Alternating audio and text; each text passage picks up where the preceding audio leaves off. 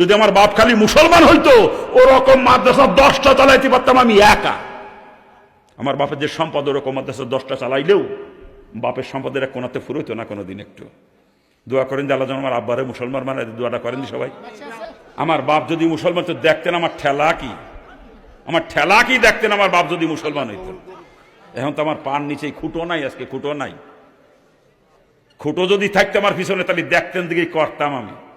একদিন করছি কুফরি মতবাদের জন্য, আর যদি বাপ মুসলমান হতো দেখতেন ইসলামের জন্য কি করতাম আমি।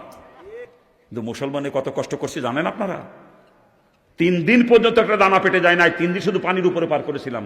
3টা রাত খোদার যন্ত্রণা, চোখে একটু ঘুম আসে নাই কখনো আমার। 3টা রাতের মধ্যে পেটে খোদা থাকলে চোখে ঘুম আসে বলেন? সারা রাত যায় নামাজে বসে চোখের পানি জড়াইছি, যায় নামাজে বসে দোয়া করছি, আল্লাহ তোমার উপরে বিশ্বাস নিতে মুসলমানছি, তুমি তো রিজিকের জিম্মাদার, তুমিই খানার ব্যবস্থা করে দাও। 3 দিন 3 রাত কানতে কানতে আল্লাহ চোখের পানি কবুল করছে, লজিং এর ব্যবস্থা হয়ে গেছে।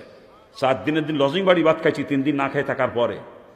এরপরে টিউশনি করে করে পড়ার খরচ গুছাইছি, টিউশনি করে করে, কিন্তু কোনোদিন চারে না পয়সার জন্য হাত পাতি নাই কারো মানুষ।